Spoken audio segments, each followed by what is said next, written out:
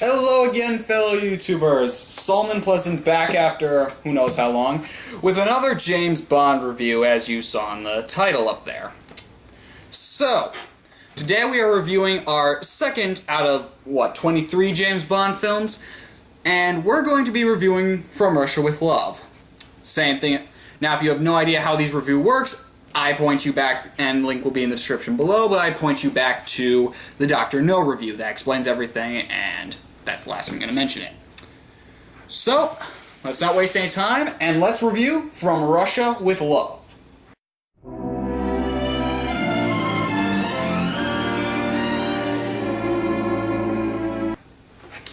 So, like our last review, we're going to start with story. Alright.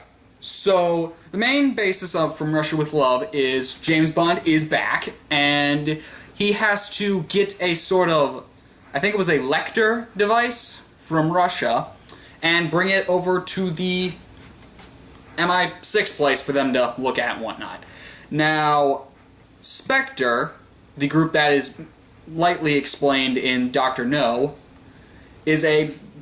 are basically doing this to, get revenge on James Bond for killing Dr. No. So basically, Spectre is a whole group led by this mysterious figure whom you never see until you only live twice. You never see his face. He's just regarded as number one, and he's basically hired these people to formalize a plan, and I'll talk about them in characters in a second. But the plan is find a hot young Russian woman, get her to get James Bond to get the Lecter, and then as they're stealing it from Russia, Spectre will then send one of their hitmen in, kill James Bond, and take the Lecter from themselves. And they'll basically play Russia and Britain against each other. Now, that is, again, really original. They haven't gone to the whole nuclear thing yet. They haven't mentioned missiles whatsoever. No, it's just a classic spy game, if anything. Now, granted, Dr. No was also very original. This story I also like because it's just run around Russia and run around the country trying to get this little computer thing while it's basically like a game of chess. It's a game of chess that nobody else knows about except for the one side that's playing the whole game. It's just like, alright, we're playing all this out. So it's a really original story, and while granted it's not one of my favorite stories, it's still a pretty good story. And actually, From Russia with Love is the first Bond film I saw. I saw From Russia with Love first. I didn't see Dr. No. I saw From Russia with Love. So, and I'll explain more in other things, but for story, I give it a star.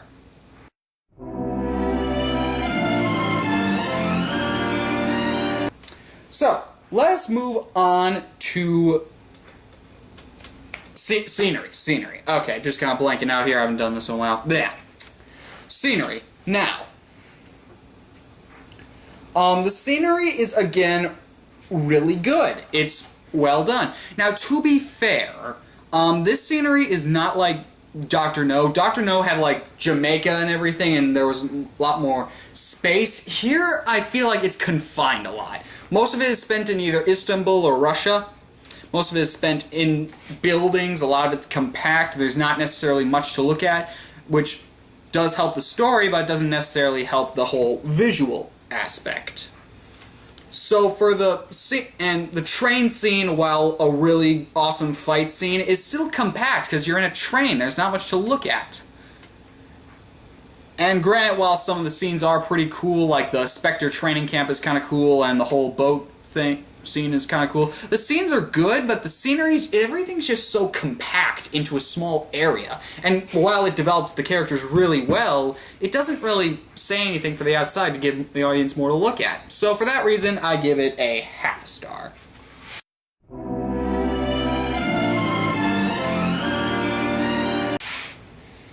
Alright, let us move on to follow-up. Now, this is the first film that actually follows up a film. Now, I think this follows up Dr. No really well, and here's why. Because Dr. No gave it a good start, it had some things to improve on, and I think From Russia with Love did a pretty good job at doing that.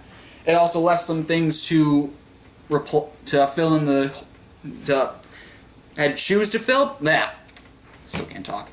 But I think From Russia with Love filled the shoes pretty well. I think it did a pretty it was pretty okay. I think everything about From Russia with Love matches up to Dr. No really well and matches it a little bit above Dr. No. So, for that reason, I give follow-up a star.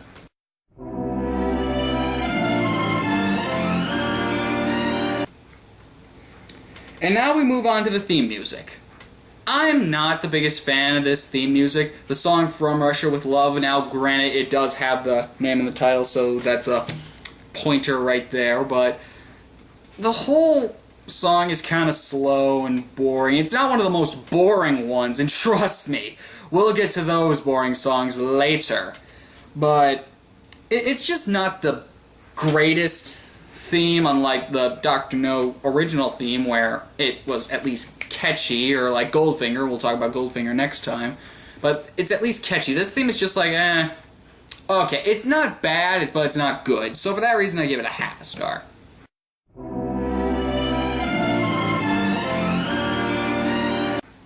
And now we finally move on to characters, the most important part of the film.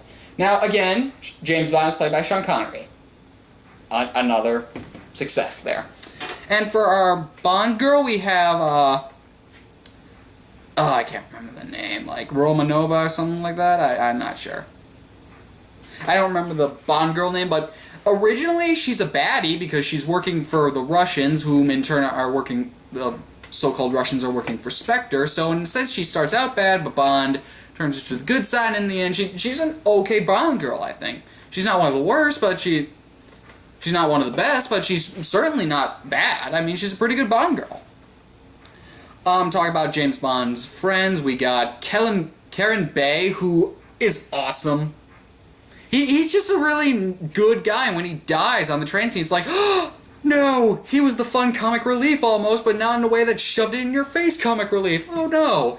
So Karen Bay was a pretty good sidekick for James Bond, and just like World, he dies. You know, Bond, I feel like a lot of your friends seem to die. Weird. The people at the people at MI6 are good, M's good, Moneypenny's good. We finally get to see Q for the first time. Yes. And the briefcase is also pretty cool. Let's talk about henchmen. Now, everyone remembers Red Grant. Donald Red Grant. He is an awesome henchman. They say he's a villain, but no, he's a henchman. Because there are other villains telling him what to do. That makes him a henchman. But he's just the first Bond villain to be muscular and blonde and just be like, I'm going to kill you now. But unlike some of the other Bond henchmen, he's a really good henchman because you see more screen time with him, and he's just a really good henchman, I think. Now, some of the other henchmen, like, you could say that the villain is number one, and I'll say his name in the Only Live Twice review.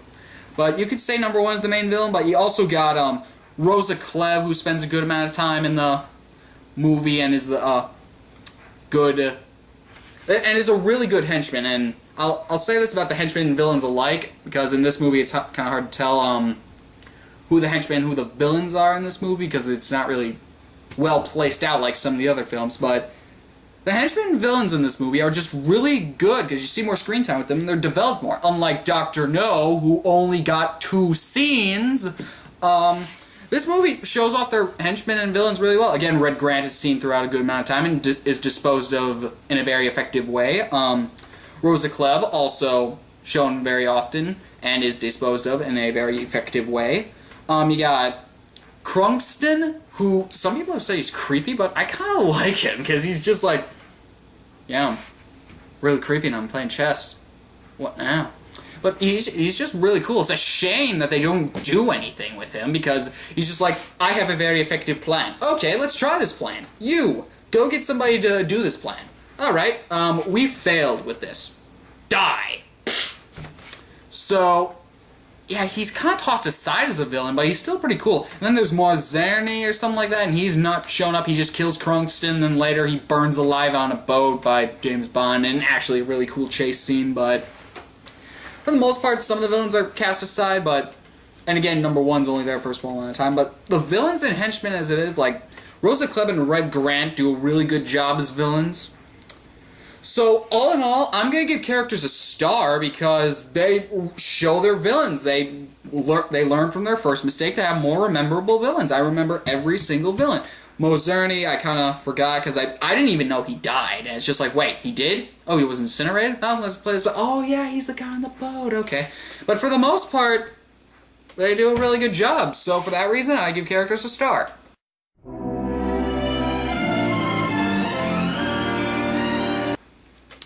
So, all in all, I guess that gives From Russia with Love a 9 out of 10. That's pretty good and a pretty okay step up from Dr. No. Grant, Dr. No is a little bit ranked a little bit better for different things, but again, this is all opinionated, so what else can I say? And I'm just gonna say something right now. My ratings do not really mean jack squat.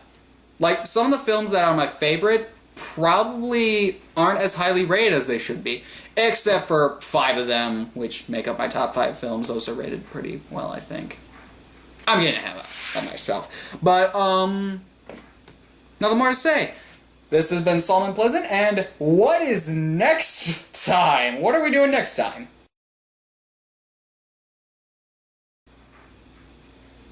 Aw, yeah! This has been Solomon Pleasant.